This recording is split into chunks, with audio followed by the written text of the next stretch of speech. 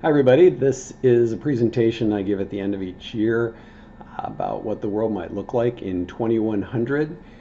Here's three different potential versions. This is Chernobyl in the winter after the nuclear disaster that caused it to be irradiated. It is still a wasteland, most of it. We could have Ecotopia with lots of sustainable energy and healthy food for everyone. We could also end up with a very small number of people controlling most of the wealth and living extravagant lives while the rest of the population is living in relative poverty. Some folks might argue that we're actually already in this version. So there's a demand for energy all over the world, and largely it continues to increase. Some areas, including the United States, have slowed down on their energy demand. Not sure if we should even say demand, because I'm not sure we need to be burning all of this energy, and conservation is a piece I don't think we talk enough about. But if that continues, what we're going to see is fossil fuel emissions, particularly if the energy comes from fossil fuels, which is really the issue I'll talk about today. So if that happens, we continue to have fossil fuel emissions. There are different scenarios. These are called representative concentration pathways. If we switch from fossil fuels to sustainable energy or do conservation, we will see a decrease in fossil fuels. If we continue as we are, we will continue to see increases until we effectively run out of fossil fuels. So we have these different pathways, and then from those pathways we can model what's going to happen with the surface temperature of the Earth. So again, these are the worst case, but around this is the potential uncertainty. So we don't really know where this is going to go. We just know that if we keep burning lots of fossil fuels, temperature will continue to increase on the planet. And by the way, this is 5 degrees C. Remember that 5 degrees C is about 10 degrees Fahrenheit for those of us in the United States. That's a major change in temperature. I don't want it to go up 10 degrees where I live. This has already been happening. It's already been happening over the last 50 years. Has been tracked. It is not happening uniformly across the planet. Antarctica is not warming up as fast. Some areas are even cooling slightly. The Arctic is warming faster than the rest of the world, but we're going to see warming all over. So this will cause sea level rise. A lot of folks are concerned about sea level rise. If the Greenland ice cap completely melts, that's about 7 meters of sea level rise, or 23 feet. If the Arctic ice cap melts, that's 60 meters, about 196 feet, so 220 feet total, which makes New York look like this. Now, while it makes for good movies, that's not really the big concern, because that's hundreds, if not thousands of years out. The bigger concern is that what we're going to see failing crop yields this century. That for me is really the big concern, is losing crop yields. We're also going to see decreases in water availability. We're already seeing glaciers disappear. We're already seeing damage to coral reefs. We are going to see rising yields in high latitudes. In other words, areas of Canada and Siberia that you couldn't used to grow large commercial crops, now we may be able to. So for a while it may improve in some areas, but eventually it's going to go bad. Bangladesh is already literally losing farmland to sea level rise. It's disappearing in front of them. So predicted change globally, again, by 2100 we're seeing more heating in the Arctic, definitely in the mid-latitudes as well, and not as much in Antarctica. With that will come changes in precipitation. So areas that were once on the verge of becoming deserts will become deserts. Areas that aren't deserts will become drier, and it will be more difficult to grow food there or just live there in general. So that's going to happen all over in different levels.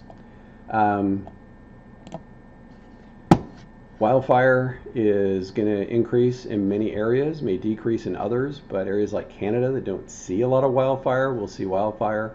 Australia has already seen major fires that transform parts of their landscape in 1 year. Now, the big concern for me is what's going to happen with the ability to grow food. You can see here on these habitat maps for corn that were done by one of my students, She showed that in southeast, this is a great area to grow corn right now. Corn is the #1 food crop for the entire planet. And just by 2070, so within most of my students' lifetimes, that's going to change to where you can't grow corn there. That's going to have a big impact on production of corn. Same thing is true in the breadbasket of Europe and China and other areas. Now, we don't really know what's going to happen with CO2, and that can best be shown by what happened with coronavirus, where CO2 levels actually, or emissions actually dropped because folks were not driving as much. They were staying home more, they were working from home. And this shows two things. One, that yeah, it dropped, but that also means that we could keep it going down, right? We know how to reduce carbon emissions. Now, this has happened in a number of other areas at different times, okay? But the question is what's going to happen after. And by the way, nobody predicted this. Our predictions aren't perfect. They're based on things basically going as they are now. So this could change. And some folks are thinking we might have peaked out, and now carbon emissions will drop off, which would be great. Other folks are thinking, well, not so much, or maybe they'll even drop more. We'll have to see, but we have the ability to change that. Now, where we peak on oil, it's called peak oil, and there's lots of different predictions. I used to put up graphs of this, but I don't think we really know, especially in the age of coronavirus. We don't really know when peak oil is going to be, but it's going to happen. Now, one of the reasons there's all these predictions that have already passed is because the oil and gas industry is getting really good at getting oil out of just about anywhere, including the deep ocean. They're getting methane out of coal beds. They're also pushing fluids into old oil repositories to force out tight oil, is what it's called. So they're working hard to do that. But at some point, the ability for us to get oil, especially oil, natural gas is going to last longer, but oil is going to become much harder to get. When that happens, we'll hit peak oil. If we don't either reduce our consumption or have sustainable energy in place to replace it already, what's going to happen is we're going to switch corn ethanol in to replace the missing oil. Now, this has happened before. It happened in 2008 when the price of oil went up. This caused food prices to go up. So corn is the #1 food product. We switched some of the corn over to ethanol. Now suddenly there's a shortage of corn, food prices skyrocket, and food riots break out in certain areas around the world, and obviously not wealthy areas. Wealthy areas just pay the additional amount for corn, or they're buying other things. But these areas saw food riots. So it's an indication of that linkage between the production of oil, energy, and food. Now, the way to get out of this situation, instead of it getting worse, is to switch to sustainable energy. Fossil fuels are running out. They pollute with CO2 and other things.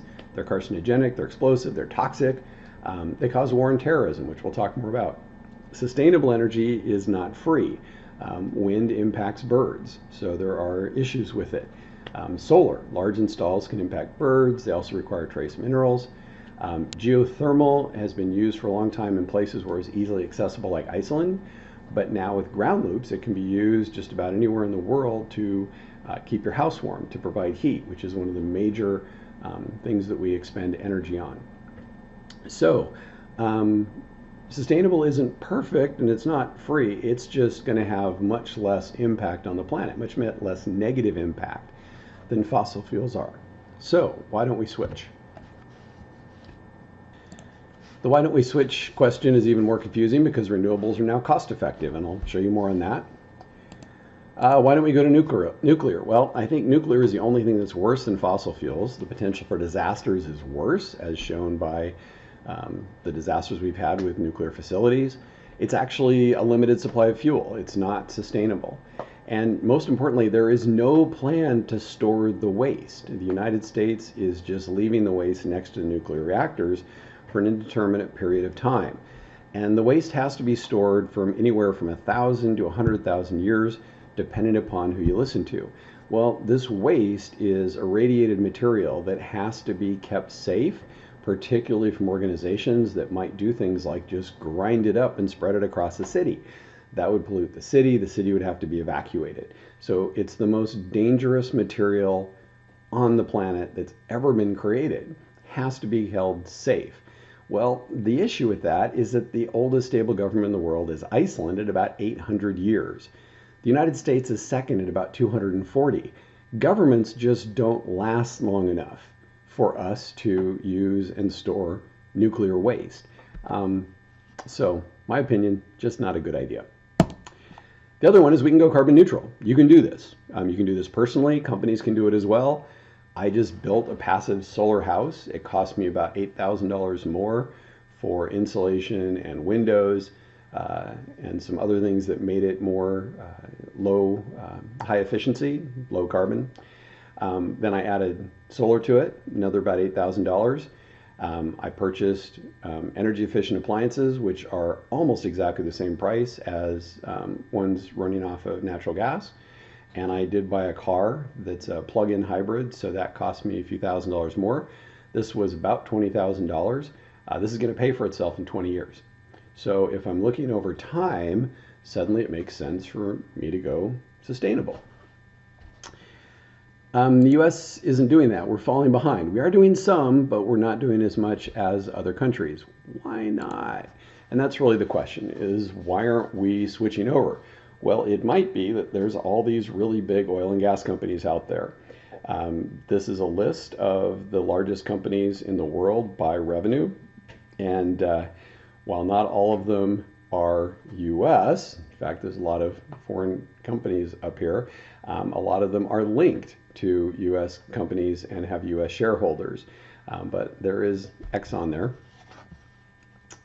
And there's other indications that are a little strange, like this quote: if you have a windmill anywhere near your house just went down 75% in value. My understanding that, like in Texas, where a lot of windmills are going in, that the ranchers there are making money off of the windmills that are on their property.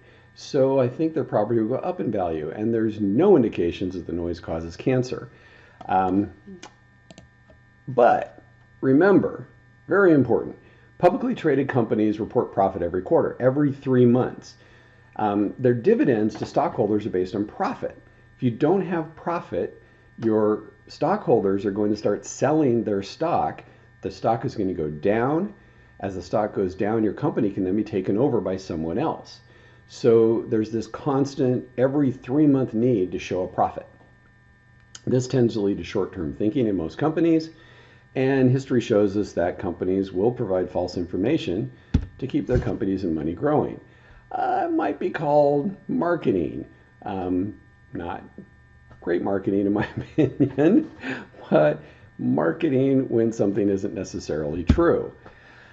And this is cultural. Western culture puts very short-term money before long-term satisfaction and health. The Social Dilemma, the movie about the folks who founded a lot of the social media websites, shows how they definitely were not happy with some of the results of that afterwards, the impact they'd had on society.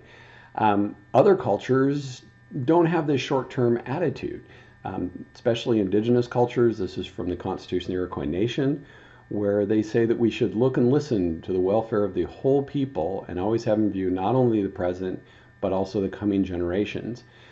We need to be thinking about future generations, and that will help us be more sustainable.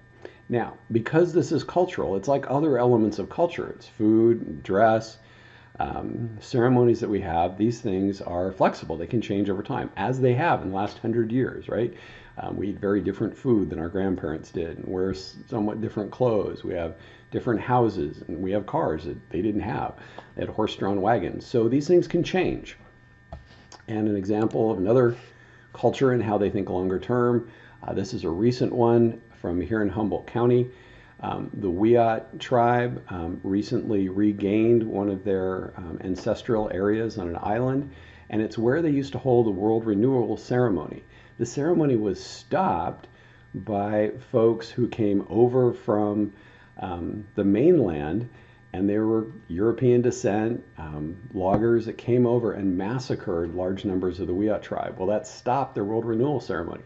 almost 150 years later, they finished the ceremony, right? None of the people that were at the original ceremony were still alive, but they finished it. So they have this long-term memory. They think longer term. We can do that. We can also focus on different things than just money, and this is starting to change as well in Western culture. Some cultures are starting to look more at happiness indexes. How happy are we, instead of just how much money are we making? And I think that's a better measure for us to focus on.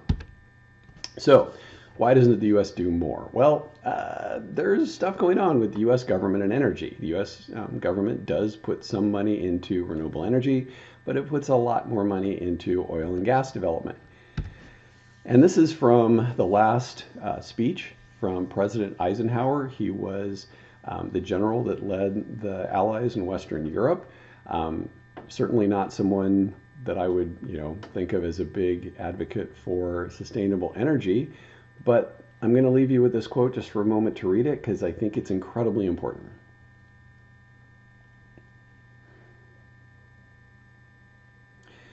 So, what is the military-industrial complex?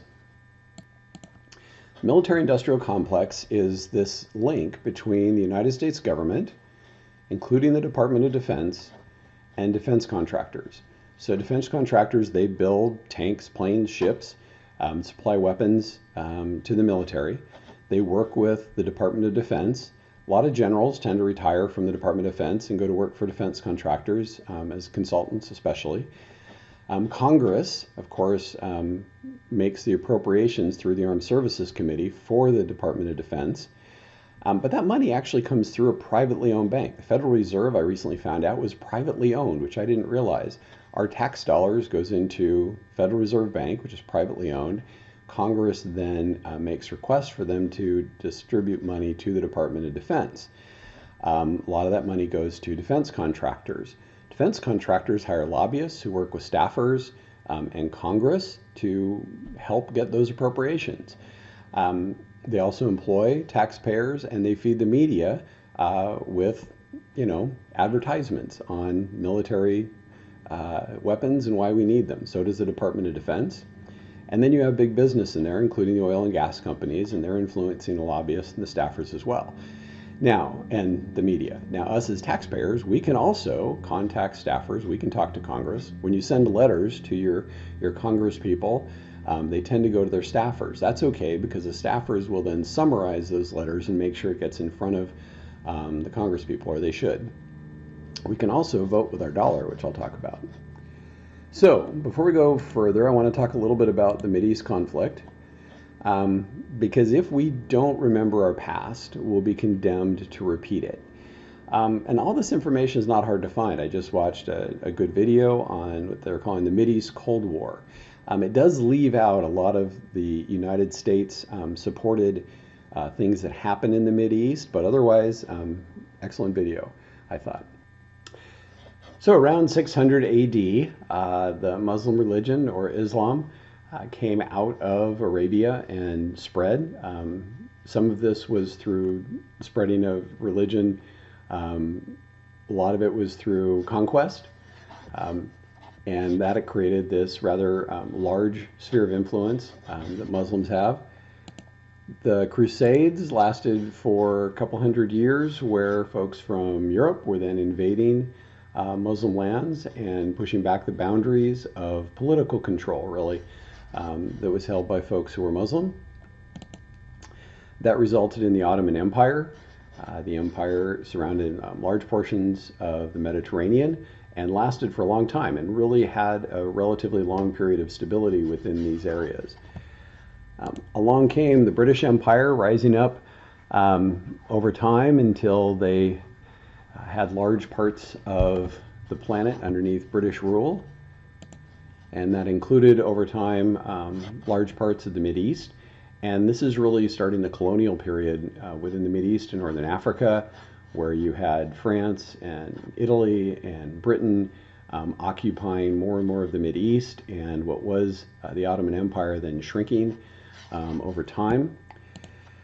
After World War I, the region was partitioned, and the French, British, occupied what we know today as Syria and Iraq. and Turkey became what is left of the Ottoman Empire. After World War II, fleeing the results of the Holocaust, Jews came out of Europe and other areas to found Israel in the Mideast, right there. And during that period is when the U.S. really became involved, is after World War II especially, and we started becoming involved in the Mideast in a big way. That included large aid to Israel, including lots of military aid. This was resented by Arabs in the region, partly because the Israelis needed a home. I have no issue with that. I agree with that. But in so doing, of course, they forced Arabs off of traditional land that had been Arab for many hundreds of years. That created friction between the Israelis and the Arabs. And then the U.S. came in and supported Israel, which increased friction between the U.S. and Arab countries. In 1953, the Iranian parliament nationalized the British oil industry. In other words, the government took over control of the British-owned oil production facilities. And same year, the United States and the UK backed a coup to depose the prime minister and brought back foreign oil ownership. The United States then supported the Shah until he was overthrown in 1978, and he was overthrown because he was rapidly westernizing Iran, which not everyone supported, and also there was widespread torture and murder of anyone who resisted his rule. The United States then provided aid to the Mujahideen who were fighting the Soviets, who were currently occupying Afghanistan.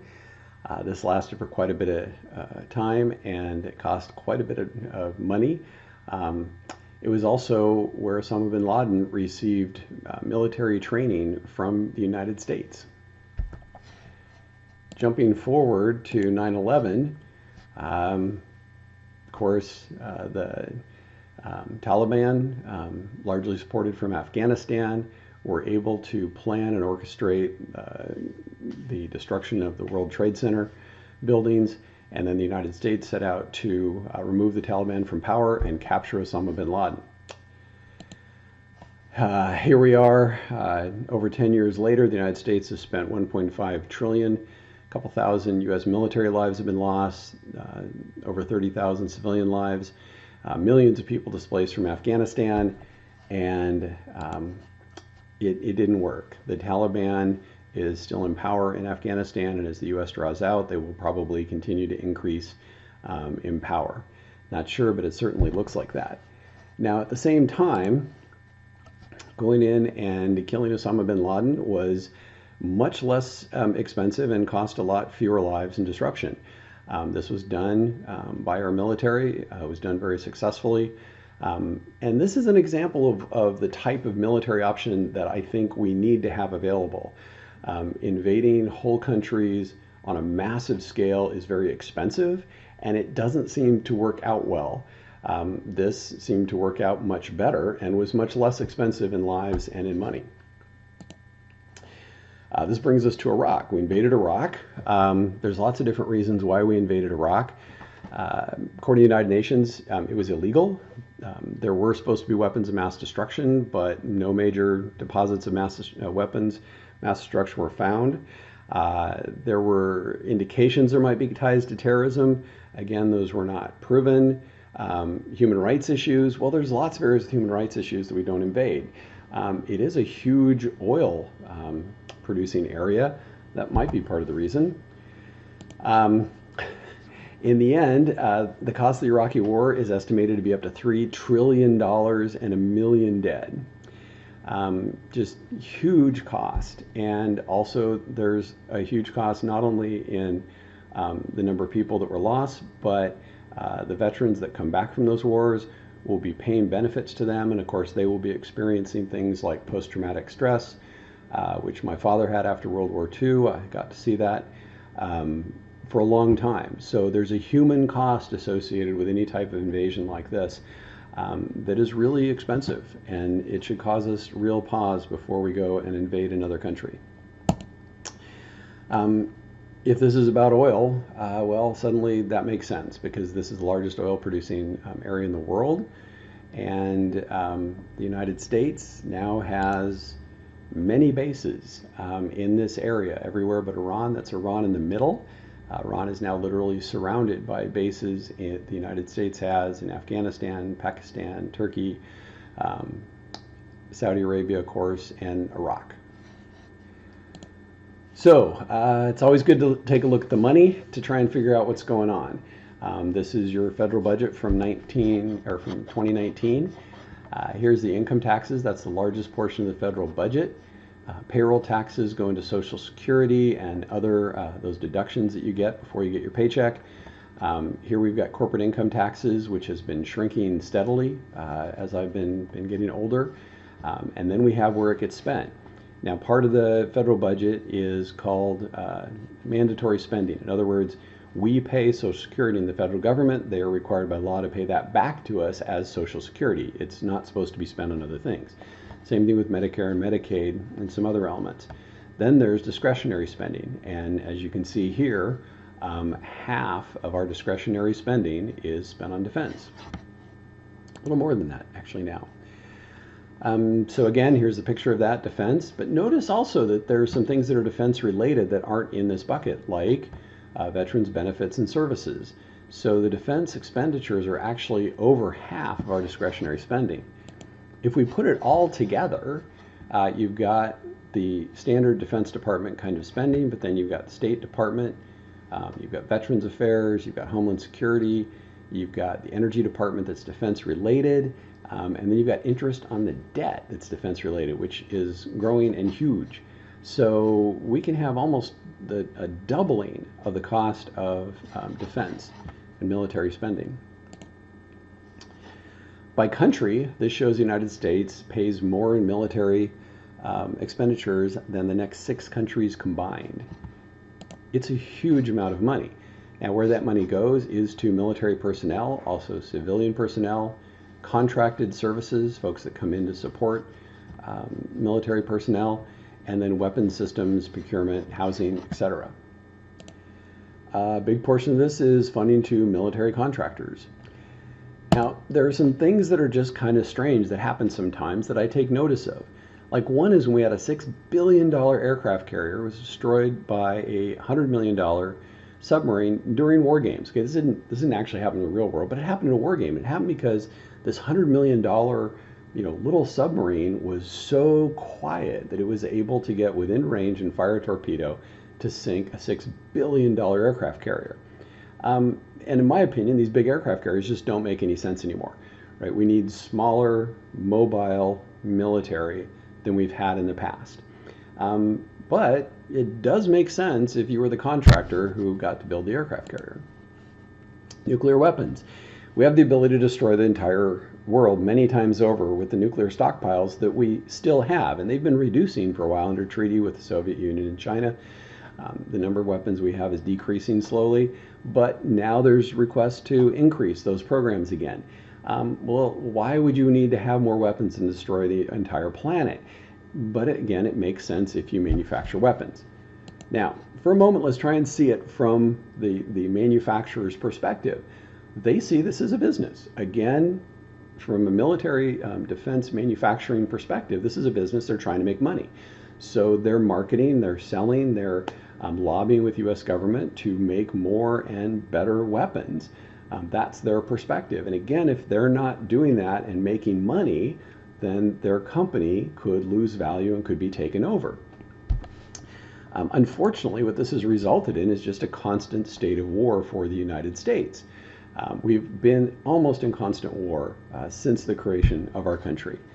And if you look at us from the outside, while we see groups like ISIS as being the biggest threat to peace, most other countries see us as the biggest threat to peace, particularly when we go and invade other people's countries. So, kind of to summarize this part of the presentation, there's this huge military complex out there of contractors, defense workers, lobbyists, politicians, and the DoD that need to have conflict to justify its size and budget. And this is supporting rich folks through resource extraction, like oil and other resources. And we're helping with funding. And this is not helping the world. This is creating a destabilized world. People are dying. People are being forced to move.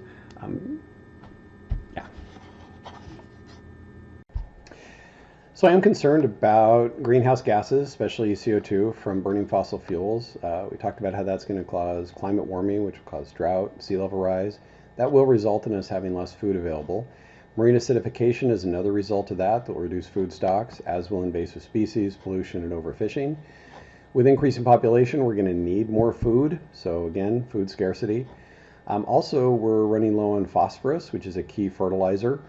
Oil is also used for fertilizer and for other things in farming, like just oil for tractors and things to produce the amount of food that we do today. When we have an oil scarcity, the biofuels, using corn for ethanol is going to rapidly increase. That'll again result in less food. So this is one of my key concerns, is really being able to provide enough food for the planet. This could result in famine and then with that, disease. So, can we do anything about it that can be effective? Well, sure we can. So back in the 70s, scientists recognized that ozone was being depleted in Antarctica, and that if we didn't stop the production of these ozone depleting chemicals that were causing the ozone to go away, we'd have bigger problems with that. And ozone protects us from ultraviolet light. It'd be like if you went outside for 10 minutes, you get a really bad sunburn. That can lead to cancer and other things. So the world responded, and the world put out moratoriums and made agreements to get rid of ozone depleting chemicals. And we did it as a planet. We got rid of them. So that was pretty cool. We can do that again with fossil fuels. Now, this is a kind of cool paper that showed what it would take to replace all global energy with clean renewable power, sustainable power. And this didn't include conservation. So this is as it is today. And I believe we can conserve a lot, just doing additional insulation or walking to work. So we can reduce this further, but still, even this is actually doable. If we took the $1.3 trillion that the US spent on the military, we could purchase 350,000 wind turbines and 450 million residential systems. Now, I'm not saying to do that. We don't want to do that, but take, $300-400 billion and put it into low interest loans and incentives to do sustainable energy in the United States and potentially overseas. We could turn away from burning fossil fuels incredibly rapid. In 10 years, we could be done with them. That would be really cool to see. All right, so what can you do? Well, first, some of this can get really stressful. Certainly, creating this presentation stresses me out. It's more fun to think about other things, but I want to think about this because I want to help change wherever I can. With that stress, it's good to find the strength to change the things you can, but also have the serenity to accept things you cannot. It's difficult to affect things at a global level, but pretty easy to do it at a local level. And find the wisdom to know the difference. In other words, figure out where can I make an impact and where can I. For me, Mahatma Gandhi's words, "Be the change you want to see in the world," is really important because I can change myself. That's one of the things I can do. Can definitely do that. Some things you can do. You can walk and ride instead of driving. Purchase a house near work or near mass transit or near a bike lane, or if there's no bike lanes where you are, work with your city to get more bike lanes put in. I've seen folks do that.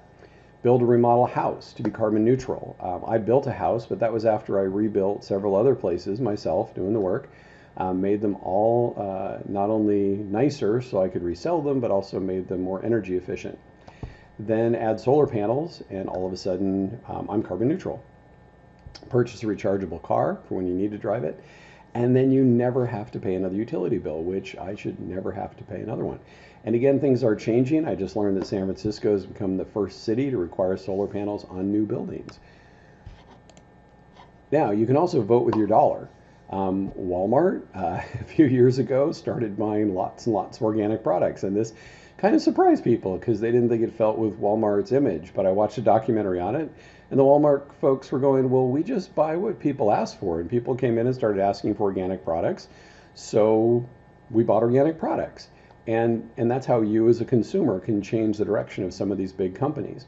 Also recognize that every search you put into Google, Google tracks, and they sell the statistics on what you are searching for to big retailers. So even when you search on the web, they're tracking what it is you're searching and buying, and that information is provided to retailers to direct what they're going to do and what they're going to support. So if you purchase products that are sustainable, they're going to support that. You can also contact your elected officials, tell them not to support increases to defense, and cuts to agencies that provide services to us. Instead, push for tax credits and renewables, taxes on fossil fuels, regulations against further fossil fuel development. Okay, there are petitions for this. That's one of the ways we influence the government. You can start those or add your name to them. Lots of websites that do that. Now, as GIS folks, one of the things that we're going to have to help out with is the pressure that renewable energy is going to create on critical land. So wind farms, solar farms, solar on top of houses is great because it doesn't have a footprint on the land, but bigger installations, we're going to need to find land for it, and for that we're going to have to do GIS research and planning. So this is a kind of a cool study that they did off Nantucket Island to figure out where they were going to put everything. And I thought it was pretty neat because they put everything on one map, right? Often we see maps and we see, oh, here's forests for timber, or here's this other resource. But here they put it together with fish, eelgrass, which is an important nursery. Then they've got boating activities of different types. And they then use this to look at potential tidal and wind resources and where to put them. So as GIS professionals, we can listen and then describe and define the issues that folks are dealing with. Try not to get too caught up and too emotional about some of these issues, even though it's often hard to do. Then we collect and quantify data, qualify data, make sure it's accurate, make sure it's correct, analyze, model, map, and write up reports. That's one of the big ways we impact folks. Then we can convey our results with uncertainties, right? Because none of the predictions, none of the plans that we make are absolutely 100% certain. They have probabilities around them for how successful they'll be. And we want to do that to everyone, in my opinion. So local folks, the public, as well as decision makers. And then keep learning and educating other folks. And remember that maps can make a difference on a local level or globally. Thanks.